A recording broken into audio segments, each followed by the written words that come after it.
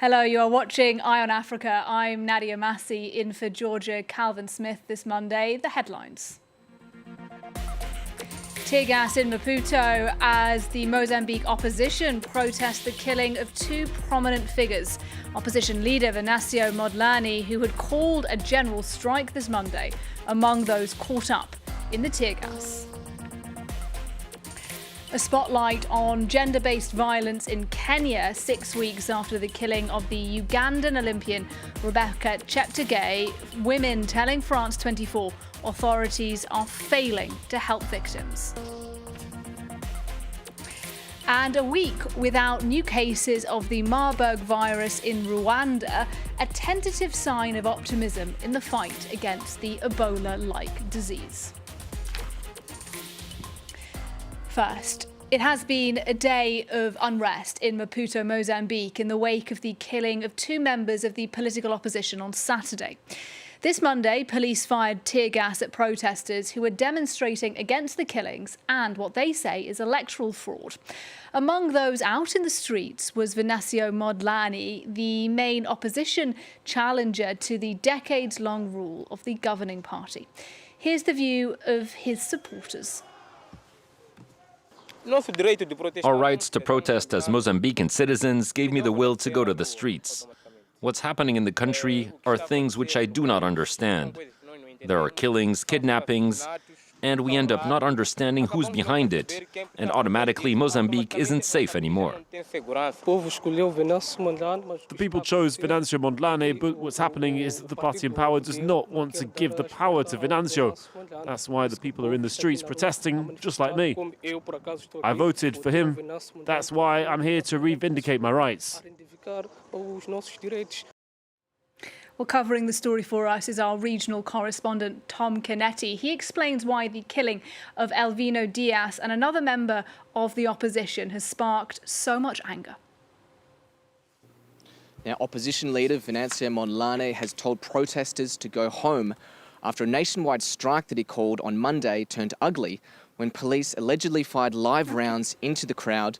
Mondlane himself was seen running away with his bodyguards protecting him as authorities fired tear gas at him. He then went on to tell protesters to go home and that the job of the general strike was successful.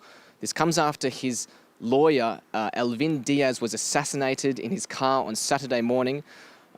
Diaz was supposedly getting ready to challenge the October 9 elections, which EU observers have said were rigged. Now, Professor Adriano Nvunga says that this political assassination is representative of the government's will to intimidate anyone wanting to challenge these elections. We have seen it coming. They have been circulating messages threatening Elvino Diaz, particularly, of people that intersect with the establishment, intersect with Frelimo.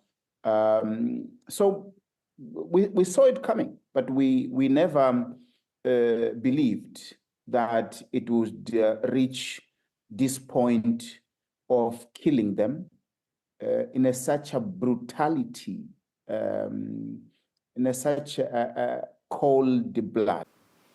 Now, likely to win these elections is Daniel Chapo from the ruling Frelimo party. They've been in power for about 50 years since Mozambique gained independence from Portugal. But a lot of the young people in this country have voiced their need for change. Mondlane was representative of that change and popular amongst the youth.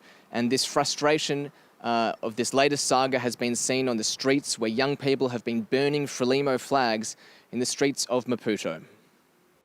Tom Canetti for us there. Now in Chad, the opposition Transformers Party has said it will not field candidates in December's parliamentary and local elections, claiming the results of the poll have already been decided.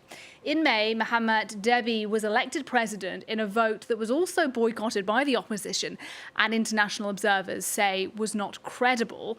He had promised an 18th-month transition to democracy, but has extended that by 2 years, and since May, several opposition figures have left the country. Now, it's been 6 weeks since the Ugandan Olympian Rebecca Cheptegei, who was killed by her former boyfriend in Kenya.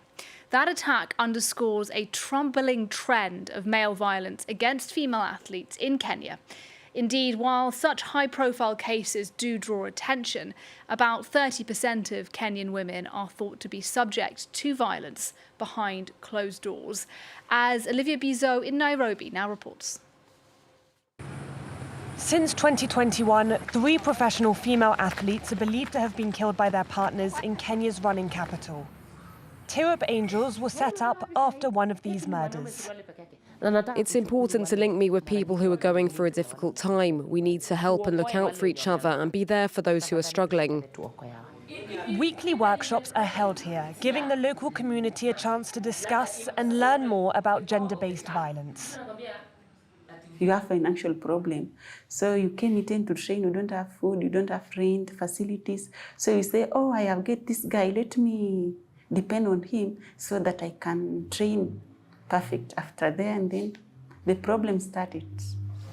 While the abuse of athletes often grabs international headlines, a third of Kenyan women endure similar violence. Franny says her daughter was raped by her husband 6 years ago, but the institutions and authorities meant to help victims instead made her suffering worse. When I went to the court, he'd already paid the police some money, so they eventually closed the case. There was nothing I could do. My friends and family who have experienced similar things prefer to stay silent because they don't trust the system. A handful of lawyers are committed to helping women, but only 7% of reported sexual assault cases lead to conviction. We have good laws, but implementation is a different game altogether. One of the changes we would like to see definitely is on the investigation level, on how they are handled and how they collect evidence. Societal attitudes can be slow to change. A recent survey estimates that 42% of people still think that wife beating is acceptable under certain conditions. The president of Cameroon, Paul Biya, landed this Monday at Yaoundé Airport after several weeks abroad amid rumours about his health.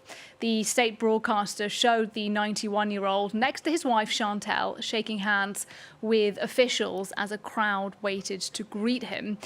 Questions, though, about Biya's whereabouts began to grow when he disappeared from public view after leaving Beijing at the beginning of September, and the government banned local media from discussing his health. Biya is the continent's second longest serving leader in the job for the past 41 years. He has not picked a successor and not ruled out running again in elections next year. Now, this weekend, over 100 Senegalese nationals in Lebanon were repatriated amid the ongoing Israeli bombardments there. Around 30,000 Lebanese people do live in Senegal, and the war has deeply impacted the Lebanese Senegalese community, one of the continent's oldest diasporas. Reporting now from Dakar Airport, here's Caitlin Kelly. A long-awaited embrace. Laughter and hugs filled Yoff's airport on Saturday as 117 Senegalese citizens touched down on safe ground, fleeing the conflict in Lebanon. Chartered by the government, this was the first flight to arrive from Lebanon since fighting erupted. Senegalese-born Khada Hashem arranged her family's return, a bittersweet moment marked by the losses and devastation left behind. Israel bombed my father's house and almost entirely destroyed my brother's house too. In my father's house were my niece and nephew. My nephew died, he was 14, and the little girl that they pulled out of the rubble, she's 11. And we could have lost more people than that. I could have lost 5 members of my family if they hadn't been in the garden. On board were both dual nationals and several Senegalese who were employed as domestic workers in Lebanon. Bintou, herself a former domestic worker in Lebanon for 20 years, used her experience to help organise the evacuation flight for those who were stranded. Every day I knocked on every door so that my sisters over there could be repatriated, because I know what I left behind. I know what the bombs mean. Diaspora members like Issam, born in Senegal, are among the many deeply concerned about the ongoing war. We all have ties, roots, origins that make it resonate. It resonates a lot with us. in our emotions and our hearts. There's a huge feeling of concern. The feeling of injustice is immense. Senegal's 30,000-strong Lebanese community has been rallying for action. On Saturday, they took to the streets of Dakar, protesting Israeli strikes in Lebanon and Gaza. Finally from us, no new cases of the Marburg virus have been detected in Rwanda this past week, raising hopes of isolating the deadly outbreak. A new experimental vaccine is also being trialled. In all, 62 cases of Marburg have been confirmed and 15 people have died since the outbreak first came into play in late September. Laurent Bersticker has this report. A warning to Rwandan authorities.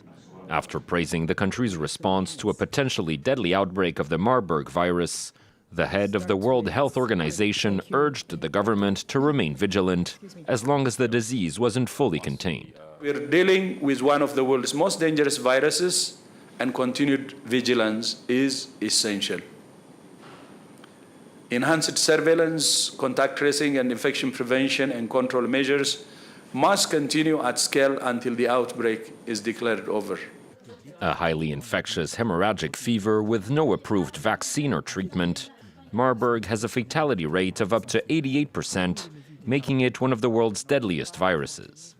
Rwanda, which announced the outbreak in late September, has so far recorded over 60 cases, but has managed to keep mortality rates below 25%.